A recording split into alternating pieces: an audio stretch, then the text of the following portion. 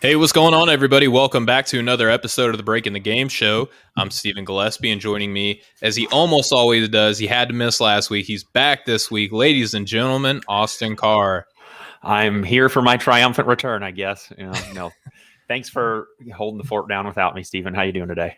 I'm good, man. The prodigal son returns. Very appropriate. It's Super Bowl Sunday. I just got back from service, ready to rock. Very and nice. Not only am I ready to rock for that reason, Austin, but today we have a very special guest. He is a fellow. He's a fellow, Dash Radio, Nothing But Net, colleague of ours. I'm very excited to have him on the show. He's the co-host of the Noble and Roosh show.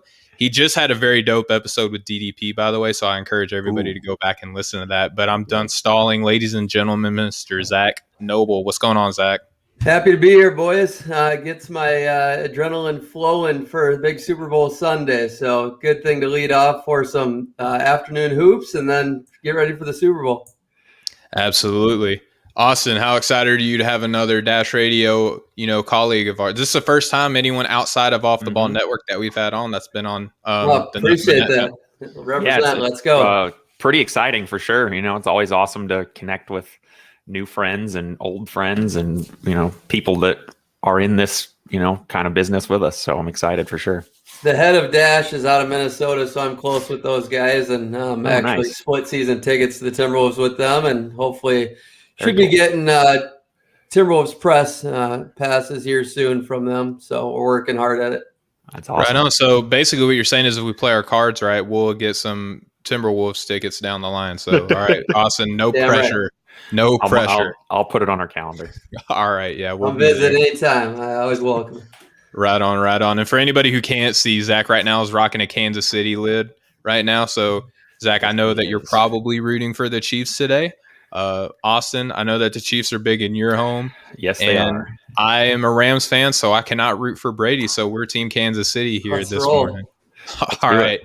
Well, guys, we got the early AllStar voting results back, and kind of head scratching as most early voting returns are. This is where, Zak, I don't know how you feel about this, but when players argue about the fan vote and how much weight it carries, when I see what I'm looking at right now in front of me, it's really hard for me to be upset with the players because, they have money literally riding on this, and the fans have 50% of the vote. So, Zak, just on the early All-Star voting results, how are you digesting this right now? It always frustrates me, fan voting. I've always said they don't deserve much. It's just like players voting in general. I'm a big advocate of the media getting literally all the votes because I think, everybody's going to inherently have a bias. It's just life. It's just the way things are. But the media are going to be the less biased out of all of them. I truly believe that, and facts are facts. Looking back at history, everybody, it's a big debate that's been going on for years, and I don't think it's ever going to stop until the majority of people are okay with the results. And I don't know. It's just kind of like any election or any voting system. It's never going to be perfect. But early returns, I don't ever get too hyped up about the early returns because they usually straighten themselves out, and the All-Star game usually gets it right in my estimation. I have more beef with later awards as it goes, but it's rare. Like Jeremy Lin never made an All-Star game. Zaza Pachulia never made an All-Star game. So got close a couple times. They did, and it's like they just do this to work people up. There's probably only been two outlandish guys in the last couple of years. I'd have to dive back and think about it, but there's always like 5 to 7 guys that are on the borderline that you can switch in and out, that are interchangeable. But it's always a great debate and a fun debate.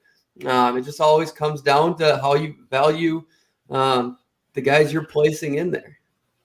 Yeah, that's a good point, Austin. I know that you and I probably had a little bit more of a visceral reaction to this compared to Zak just so eloquently. Like, he just brings me back down to earth with the way that he just put that down, because I looked at this, Austin, and I saw, how in the heck can Klay Thompson be 10th in guards in the Western Conference right now? My man hasn't played in like 2 years, and he's top 10 in the guard rotation here. You got Derrick Rose, who love my man to death, but oh my goodness, is he literally the 8th best guard in the Eastern Conference right now? I mean, Austin, when you look at this, how upset are you? It's a little annoying for sure. I try not to give it too much, space in my mind, really, especially this early.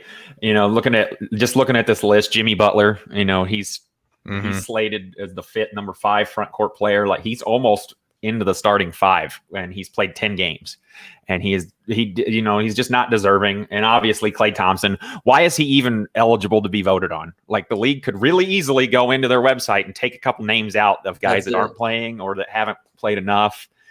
And then in terms of, fan vote, I always kind of thought it would be cool to give the fans like a 13th guy, like let the fans vote for one player that everybody really wants to see get in after the rest of the team has been picked.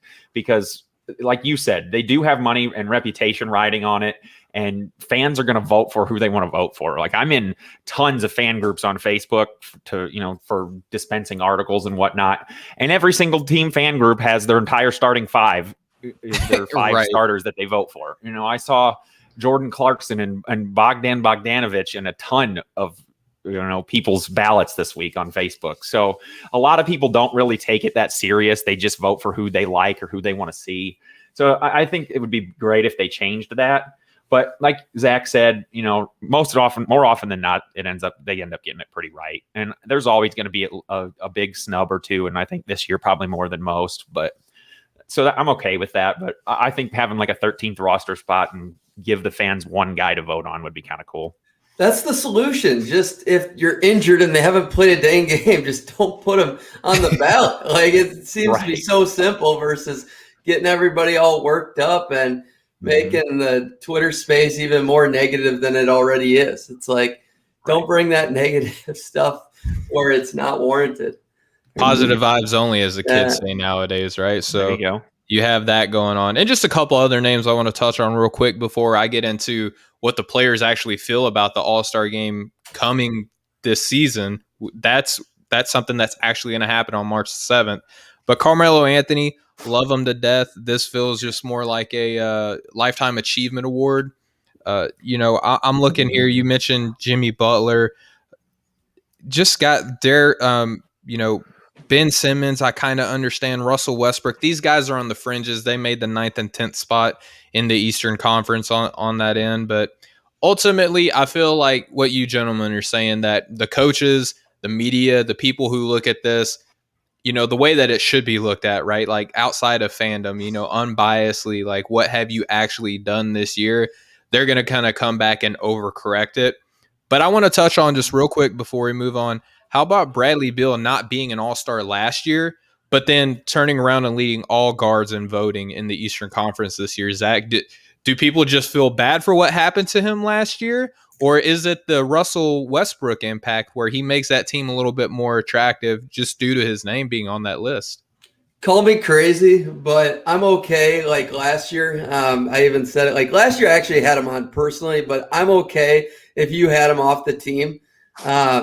I value winning, and I do. Like, for the All-Star game and awards, like, I'm not asking for much either. Like, my expectations are not high. Like, I got relationships with Bradley Beal's people, and they came at me for just putting a post of not being on my first initial return to the team. And I'm like, he has 3 wins right now. Okay. I'm dead last in the league. All I'm asking for is like 6 wins. Like, 6 wins, and you'd still be 6-17. That's still dog shit. Okay. All I'm asking for is just a little bit better, and not like, just a little competency, and somebody's got to score the ball, on a team full of G Leaguers at times. I get it. This team is not expected to win much, but it's all about realistic expectations. And if Bradley Beal is truly an All-Star, he should be able to win a couple games with anybody during these times. And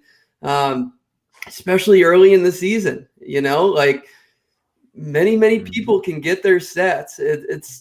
I truly believe that. Like, me too. There's guys like Trae Young that are averaging less stats, Zach LaVine, Colin Sexton, but they're way more efficient and they're leading to some wins. And their teams aren't that much better besides Trae Young, of course. His team, I love the Hawks team, top to bottom. They're incredibly deep. But like Colin Sexton and Zach LaVine are the perfect example. Zach has 5 or 6 more wins than Bradley Beal. Colin Sexton has 7 or 8 more wins than Bradley Beal. I'm just asking for like half.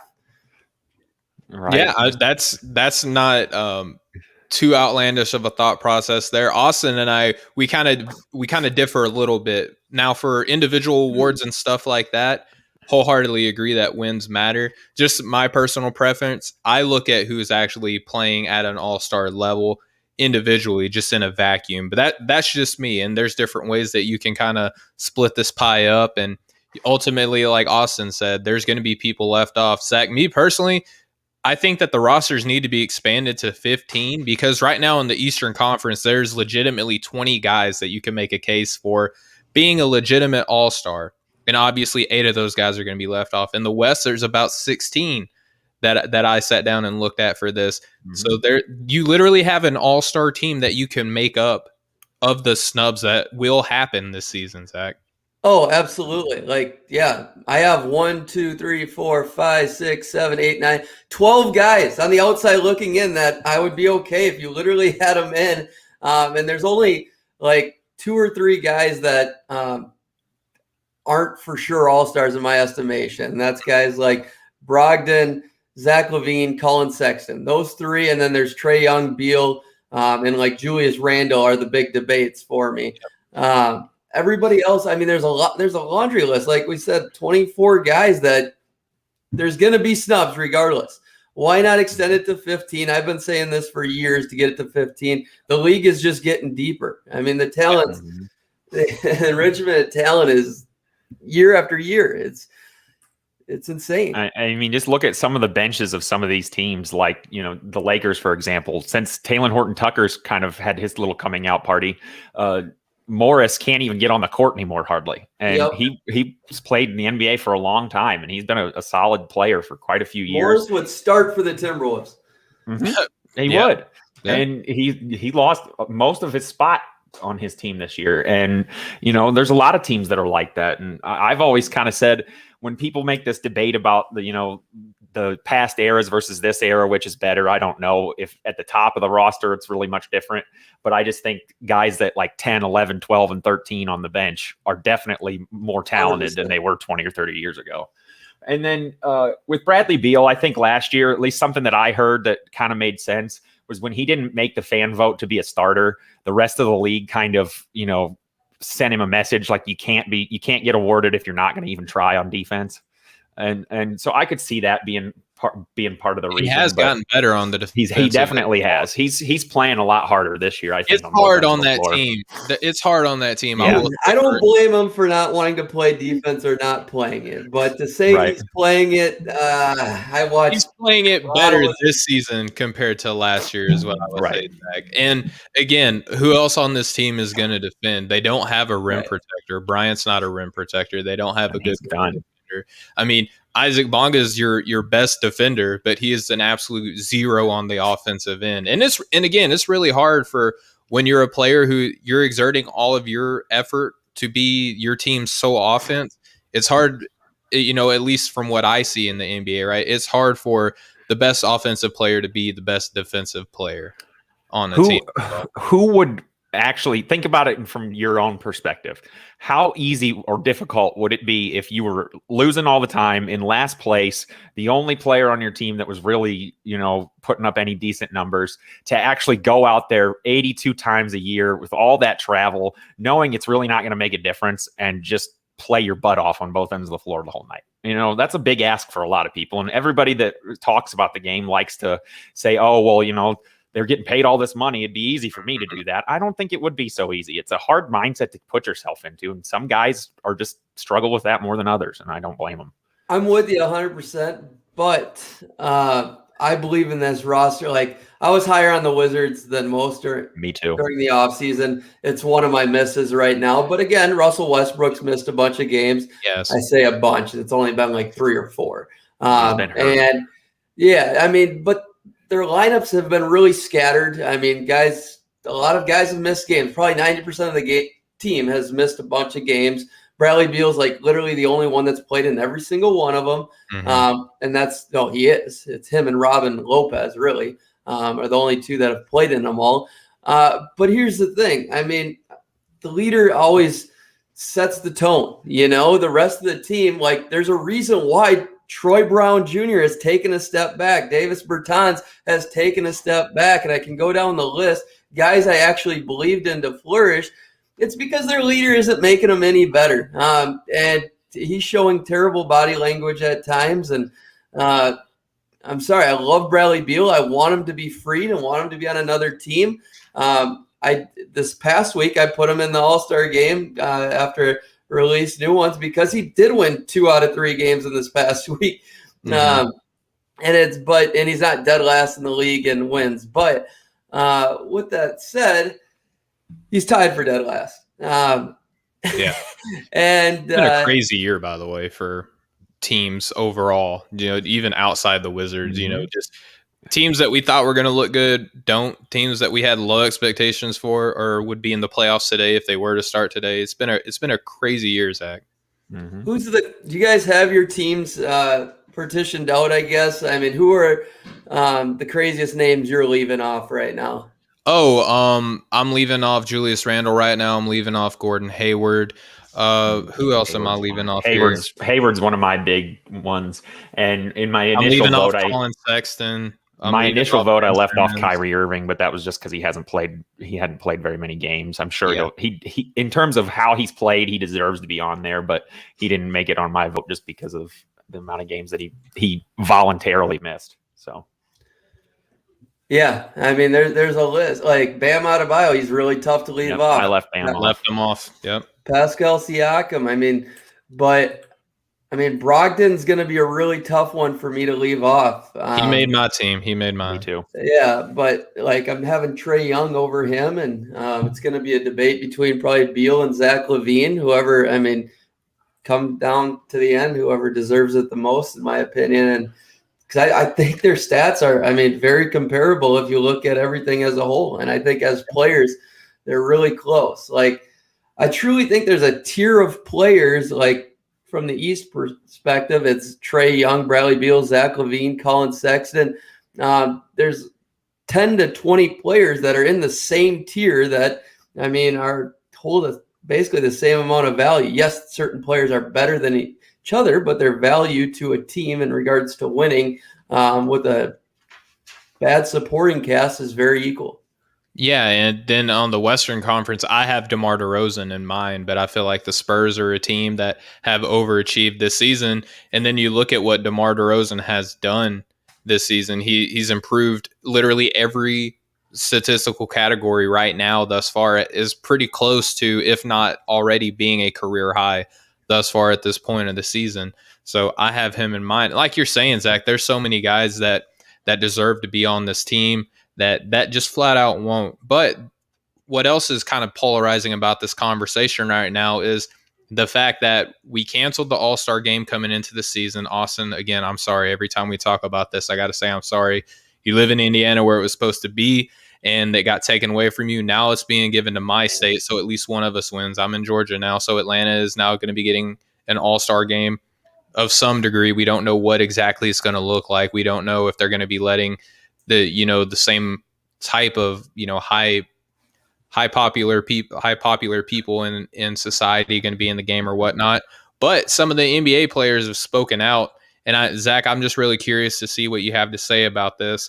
One of the guys that I want to discuss is De'Aaron Fox. Now he's on the bubble on a lot of people whether or not he would make an All-Star team. If he does, he'll probably be like that 11th, 12th player. But he says.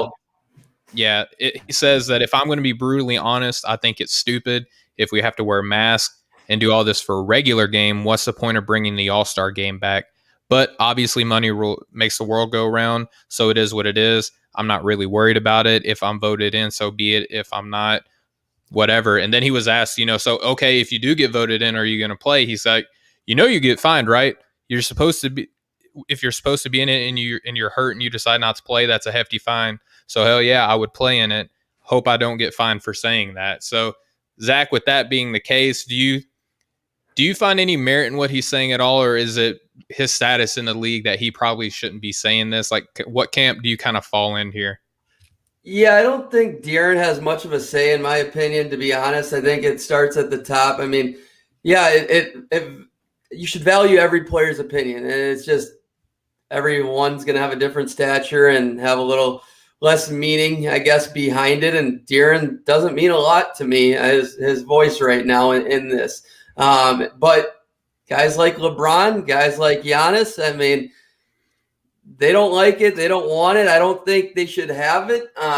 If they think the All-Star game is more so an event to kind of just take a little breather during the season so they can give it all for the second half, I personally don't. I mean, I've never liked all the excuses and guys sitting out and, I mean, making all these the league's just getting softer and softer over the years. I mean, that's just the way it is. I mean, I'd rather you just do things silently and skip games, take a rest. I'm okay with resting. It's just how you talk about it and go about your business, that is. But my thing is, we're getting a bunch of positive results from time to time, and it's definitely affected the season. So I don't think the All-Star game is necessary. Yes, we should have the voting and whatnot. It's one thing if they had it completely under control, things were running smoothly. Don't have instances like they did in Brooklyn with KD. That was a bunch of BS.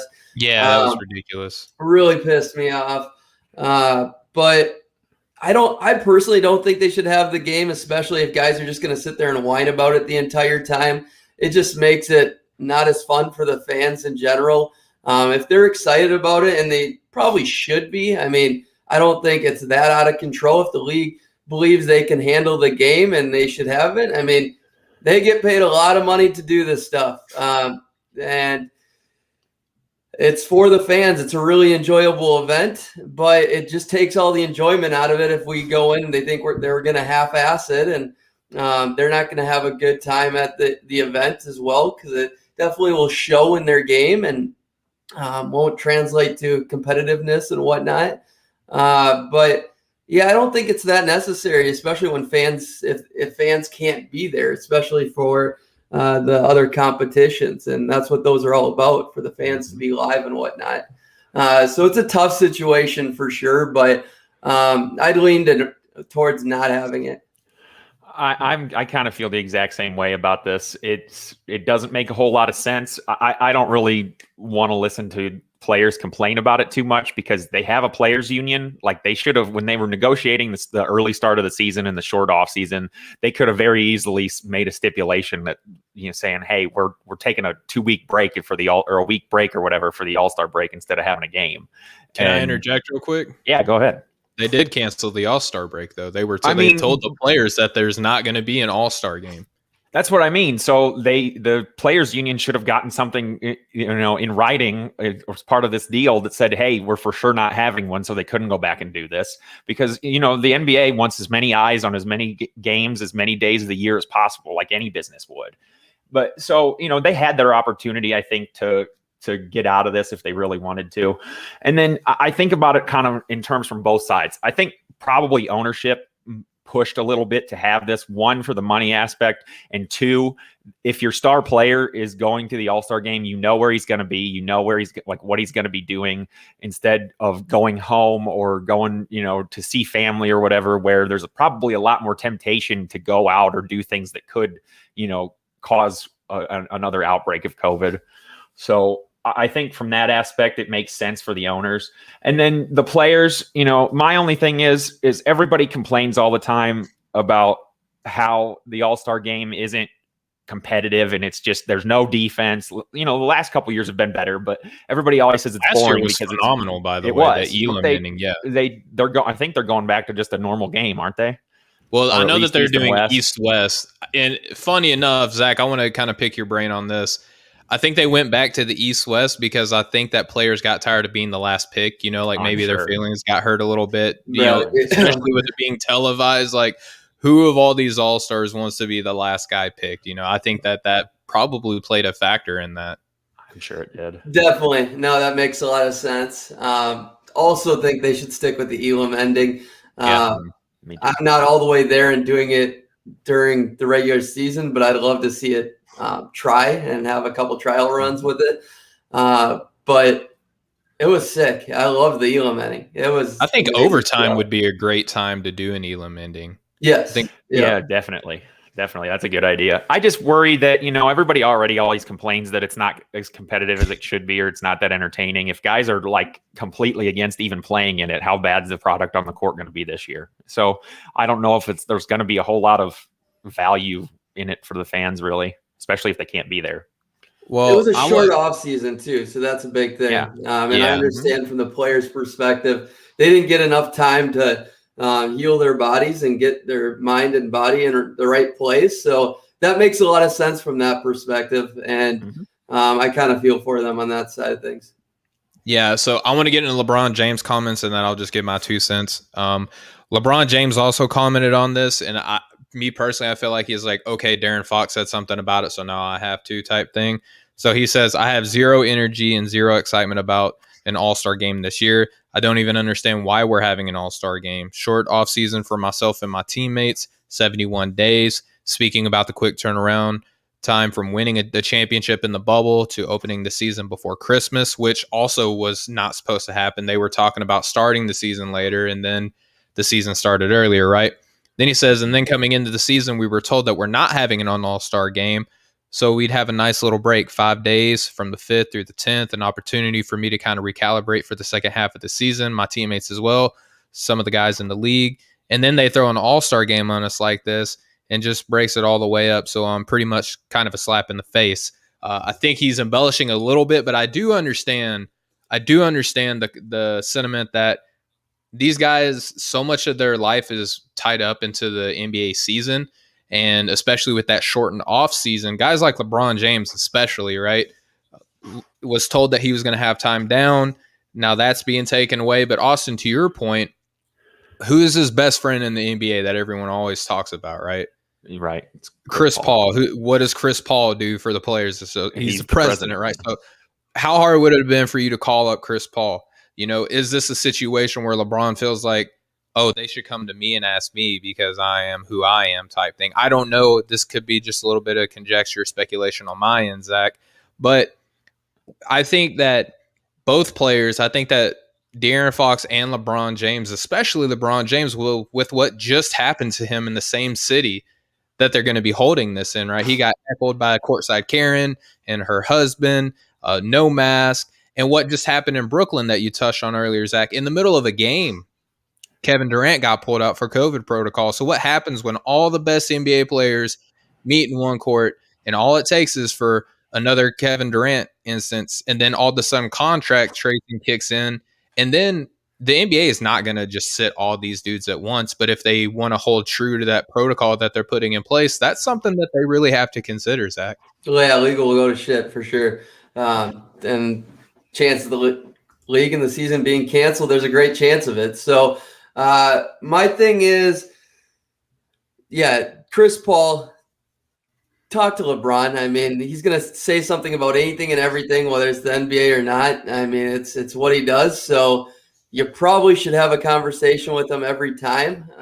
But these guys' life and business is all structured to a T. It's all very well planned. So then when you change their plans on them midway through the season, things aren't going to go well. It is not going to go smooth. And that's, I mean, if that's 100% the case and how it happened, which I think it is, that's terrible. I mean, that's not how it should be. You got to plan these things out in advance, especially with their breaks and their schedules and whatnot. And I can definitely understand it's going to throw them for a loop. But, it's a sticky situation for sure.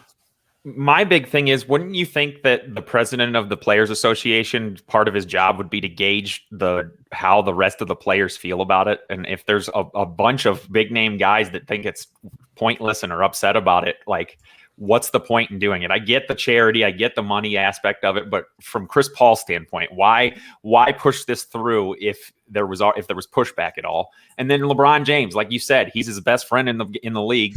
Go talk to him about it. If you don't want to play it, be like, and you hear him talking about it, be like, hey man, the players aren't going to go for this. You need to shut this down. So if he really had a big issue, I think he could have done something about it, and I don't know why he wouldn't.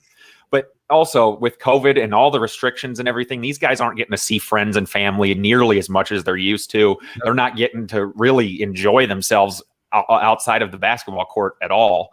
So I understand for sure why it's upsetting. I just don't know how it got to this point if there's a bunch of players that really are against it. Well, Zach, you know this, right? So typically what happens when the Players Association, it's not a who's who of the NBA in those meetings. Typically it's your rookies, your first, second, third year guys coming in that aren't as involved with off the court ventures and stuff like that. So LeBron James, just putting this out there, LeBron James is not sitting in these meetings. Giannis, even De'Aaron Fox, he's, the Kings' best player. They're not chilling in these meetings saying, no, Chris Paul, we disagree. They're having, who on the Lakers is probably Alex Caruso is probably chilling in these meetings, right? Taylor Horton Tucker is probably chilling in these meetings. It's not, like I said, it's not the Justice League of the NBA sitting around a table trying to figure out what they're going to do to save the day, right? So there's that aspect of it too. But guys, we got another, kind of polarizing conversation that I want to get into. Did you guys know that you can be an active NBA player participating in the inaugural bubble, the first ever NBA bubble? You could be competing for an NBA championship and still find time to write a book about what's going on your day-to-day life right now. And that's exactly what Jared Dudley did. Jared Dudley, it's a 42-page book. So it's a light read. My 8-year-old could probably pick it up and read it in a day. And LeBron might finish it in 6 weeks. Maybe. Who knows? He gets past the first page. Who knows? This is going a completely different way than I anticipated. But anyway, Jared Dudley wrote a book called Inside the NBA Bubble, a Championship. Very, very intelligent, very creative title there. And in this, what I wanted to touch on, fellas, is that the Lakers at large, including Jared Dudley, felt disrespected by Paul George. And this is a little excerpt from the book. It says, we hear some of those guys talking about how they're the team to beat in LA. It's fine if Kawhi Leonard says stuff like this. He's the defending champion. We don't trip if someone like Patrick Beverley is talking trash. That's how he feeds his family. We get it. We respect the hustle. So Patrick Beverley is already getting respect in this book right now. But what we think is disrespectful, it's disrespectful for Paul George, who hasn't won, to put himself on the level of a LeBron James, who has won, but then also an Anthony Davis, who up into last year hadn't won anything either. This motivates us. Then Paul George responds with, who wrote this book? I mean, that's your typical NBA response. Who said this? And they said, oh, okay, it was Jared Dudley. He said, God bless him. God bless you, Jared Dudley. I don't know what it is. Dudes love throwing my name in the stuff, but bless you. And then Dudley responds back in kind. He says, my comments were more about how we viewed the motivation. Paul George is a heck of a player and MVP candidate. Doesn't mean that what he said wasn't wrong. But the difference is how you see someone like LeBron and AD, them not saying anything, and then them saying, you know what? We'll find out who the king of LA is on the court last season. And then obviously we know how this season went. So Zach, after all that being said, what do you think about this back and forth between Jared Dudley and Paul George?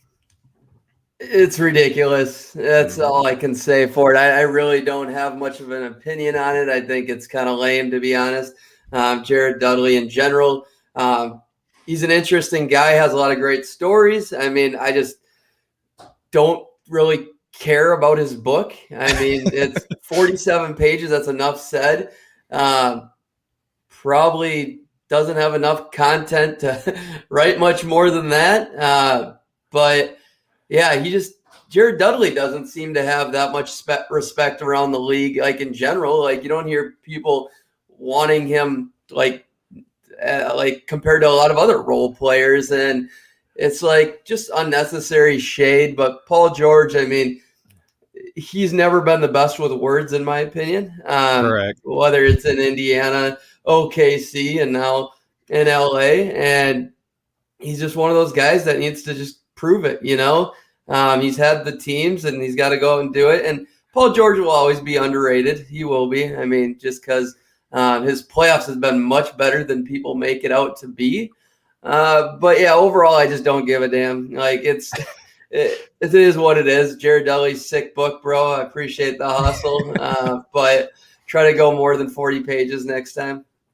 Yeah, right. Just probably in a hurry to be a New York Times bestseller while being an active NBA player. Austin, kind of I have our show notes, but I would just please indulge us on how you're breaking this down. I have a few thoughts about this, and I agree with Zach a lot that it's kind of a silly thing to even have to talk about, but it is fun, so why not? For one, I can't remember other than this book the last time I really thought about Jared Dudley.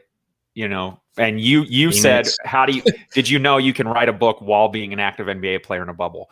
Well, the way you do that is you're not actually competing or really playing. You're the last guy on the bench and you never really get in the game. So you got to find something to do with your time, I guess. And it feels like such a reach to put out a 47-page book.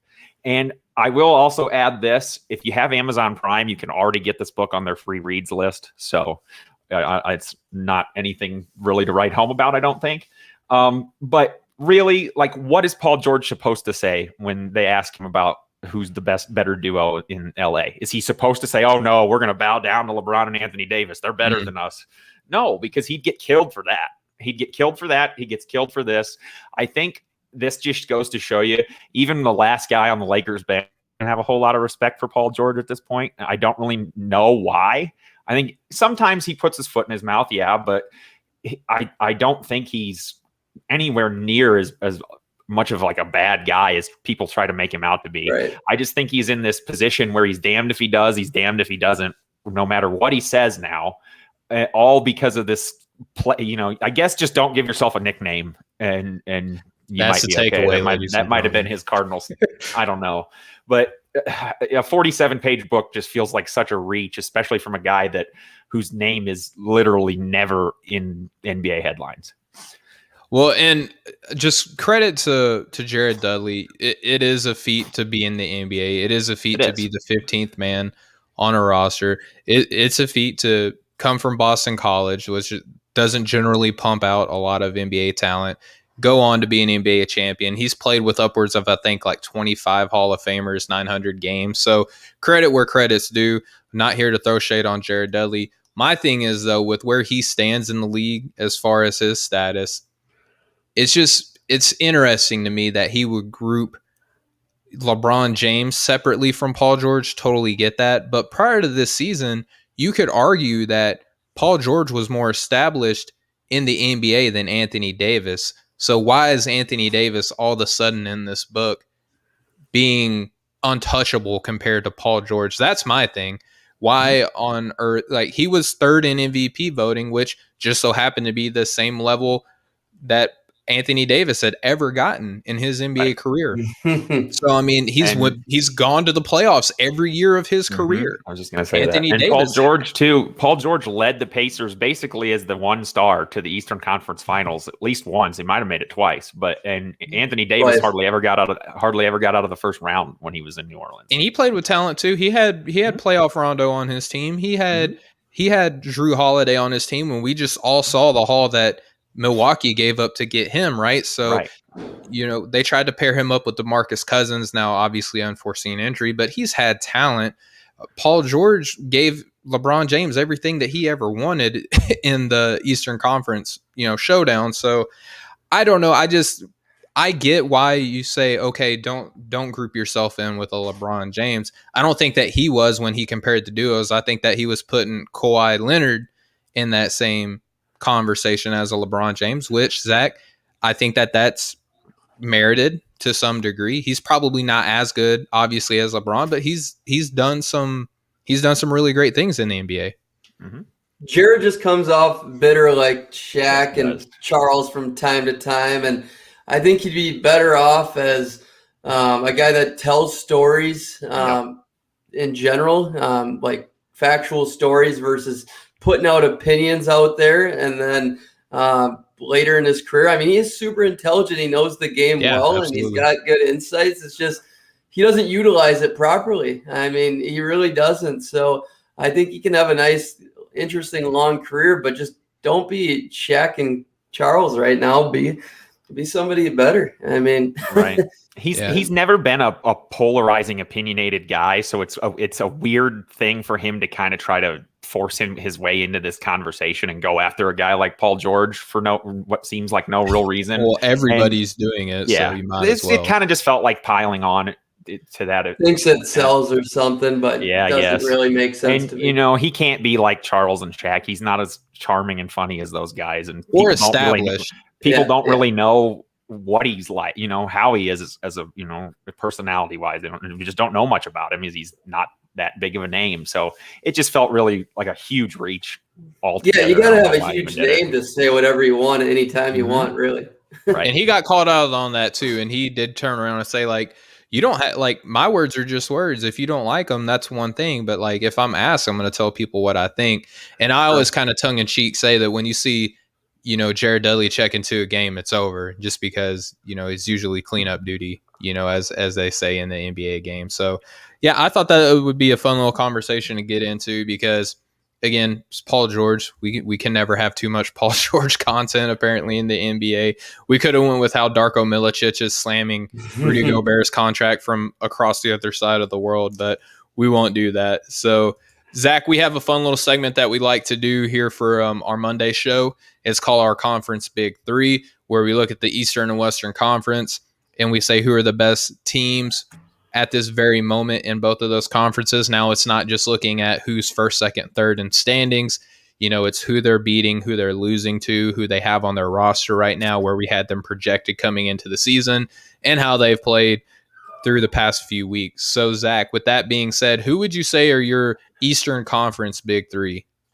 So kind of like my power rankings. Yes, sir. Yes, okay. Exactly. So number one, call me crazy. I'm putting Brooklyn out there. I'm putting Brooklyn as number one.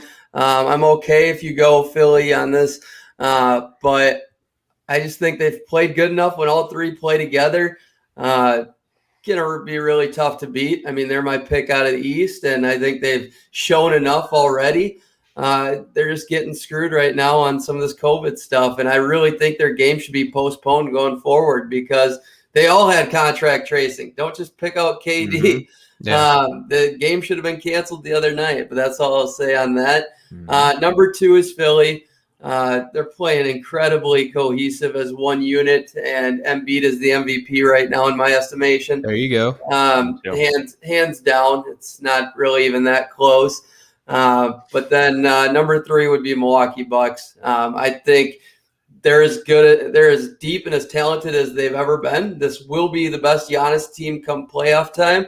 It's just they're chilling a little bit. They're not taking it as seriously as they have in the past, which I'm okay with, and I'm not worried about it at all. Okay. Austin, we have Philly, Milwaukee, and Boston. We could have put Brooklyn in there. It just coming off of a loss, right? So we take streaks into account. Boston is doing better since they've got their roster back together. They are still without Marcus Smart for a little bit of time, but we both like Austin and I. We both like Philly a lot. Zach, Doc Rivers, I think that coming out of last season got overly criticized for the whole 3-1 thing, and people are coming out with the overrated stuff. If you need proof that Doc Rivers is a really good NBA coach, look at what Philly did last season and look at where they're standing this year. So I'm glad that he's kind of silencing those critics. Like you said, Milwaukee, not only are they kind of taking it easy a little bit, Zach, but I think that they're still trying to figure out who they're going to run through in the fourth quarter, right? Like, is it always going to be Giannis? They got Drew Holiday and Chris Middleton. I'm a big Chris Middleton guy. I've converted. I used to not be a Chris Middleton guy, but I don't know if you watch basketball and you watch Chris Middleton, I don't know how you can't not like his game. You know what I mean? What changed for you though? I mean, I don't understand that because it's just he improved. He got better. I mean, and he's always been one of the best playoff performers ever. Like, he's been super efficient and almost as good as Giannis in the playoffs, to be honest.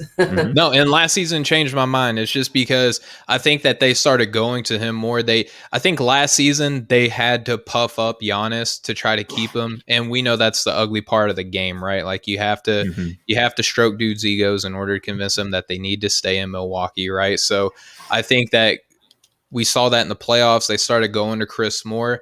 And coming into the season, Austin and I agreed that, like, okay, there's a case to be made that Chris Middleton might be the overall best player in Milwaukee. Not saying that he has like the peak of a Giannis, but he's more well-rounded. He doesn't have much more holes in his game. Yeah, and I just think too, a big part of it for me is just that the little bit of time that Giannis missed in the playoffs last year, the offense just ran so smooth when it was going through Middleton. And I never understood why their offense is give the ball to Giannis 20 feet from the basket, because his goal is to get right up to the rim and get as close as he can. Why not start him 10 feet from the basket, get him into a good position, and get him to where you can get him the ball in good spots instead of forcing him to kind of do it all. And so I've always really liked Chris Middleton, though, and I'm glad Steven's starting to come around. No, I wrote an article on offtheballnetwork.com where I made the case for Chris Middleton being the overall better player in Milwaukee. And again, and people will raise their eyebrows and scoff at that just hearing it, because Giannis has established himself as a 2-time MVP, Defensive Player of the Year, a whole bunch of great things. I just like Chris Middleton's well-rounded game, and he's a closer on that team, right? So, all right, fast forwarding now to the Western Conference, Zach, who do you have as your best three in the West right now? Yeah, so I mean, from a regular season perspective, it's easily the Utah Jazz, but every time I do power rankings, I always really put in a strong case for the best team at the end of the day on any given night, and who has the best chances for a title shot. So therefore, the Jazz are 3 for me. The Clippers are going to be number 2, and the Lakers are number 1. I don't see that changing anytime soon. I really don't. Maybe number 3 could change at some point, but the Jazz are just on a mission right now. I mean, yes, sir. 9-1 in their last 10. Arguably the best defense in the league. Mike Conley out of nowhere just is having one of the best years of his career. Just decided I still got it in me, and I want to prove him wrong. I just think the way they left the bubble, they're the one team that was super motivated coming out of this year, and it's been a pleasure to watch. They're finally maximizing everybody from top to bottom, and I've always liked them as a team and always believed in them. But this is the type of dominance that I knew they were capable of. It's just had to see it. I mean, they have a plus 8.5 differential right now. That is number 1 in the West. Maybe number 2 in the league behind the Bucks, but they're doing it way more. Yeah, absolutely. Yes, definitely. Austin, we're kind of back and forth a little bit on Utah. Go with yours, man. We're back and forth. I like LA just because of who they have beaten so far. Utah, their streak, their last 10, absolutely. Losing to Denver, that's high marks for me. That's why I have them over the Clippers right now. I just think that the Lakers right now, especially just coming off that double overtime victory against Detroit, who they did lose to earlier in the season, right? So I have the Lakers more, and I think that their roster kind of tips the scale a little bit more to that, kind of like what you were saying earlier, Zach. Utah, number 2, and then the Clippers. Austin, you and I both agree that they are 3rd in the West. Yeah, and I think, like Zach said, I don't see this 3 other than how you have them 1, 2, 3. I don't think this 3 is going to change really much anytime soon. These 3 teams have seemed to kind of separate themselves. Denver is playing a little bit better, but they're not quite up to this level yet. Utah is just, talk about a team that knows how to play, knows who they are. They play great together. Every guy knows their role. They've got some of the best bench players. They've just got professional guys and it's largely the same roster from last season. That's a big no other team has that. Right. That is a good point, Stephen. And I just feel like, they don't have the sexy names, and they're they're in Utah, so they're not going to get talked about. Donovan Mitchell is sexy. Well, he is. He is, yes. He is, but like Joe Ingles and Bogdanovich, I think are pretty underrated. Clarkson coming into this year was pretty Larson's underrated. Sixth man of the year to me right now. I don't know how you argue against that. I think Utah could give the Clippers a pretty good matchup. I think they'd give them enough trouble to make it pretty interesting. I just think, ultimately come playoff time, LeBron James and Anthony Davis are going to be hard to beat. And, the Lakers and Utah are both on 3-game win streaks. The Clippers just lost recently, but they're all, within like a game or a half a game of each other. And so, these three are definitely the three dominant ones in a conference that coming into the season, I think everybody felt could kind of go any which way outside of the Lakers. So it's pretty interesting to see how much they've kind of separated themselves. Yeah, wholeheartedly agree. All right, well, gentlemen, that kind of wraps up the whole schedule that we had set up for today. Zach, on behalf of Austin and myself, man, just super appreciate you making time for a busy Super Bowl Sunday to come and talk for about an hour about what's going on in the NBA. And we enjoyed having you on, man. Really appreciate it, guys. Anytime you want me, I'm down. This is a lot of fun, and hope we get a hell of a Super Bowl tonight. Me too. Most anticipated one of my lifetime, in my estimation. As a family that are Chiefs fans and Tom Brady being the GOAT, this should be unbelievable. So I can't wait. Yeah, I got Kansas City 34-27, just saying. I like that. What did I give you as my final score, Steven? Do you remember? I don't have 38-31. Somewhere around there, yeah. Ooh. Yeah. I said I knew it was either 38-31 or 38-35 Kansas City. I think it's going to be pretty back and forth.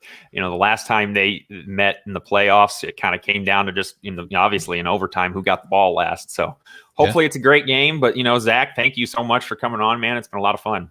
You got it, guys. Take it easy. Hey, and what we like to do, just real quick, Zach, if you could take a moment and tell the people where they can find you on social media and about your show and stuff like that. Yeah, it's just how you spell my name, Zaknoble on Twitter. That's the only place you can find me, really.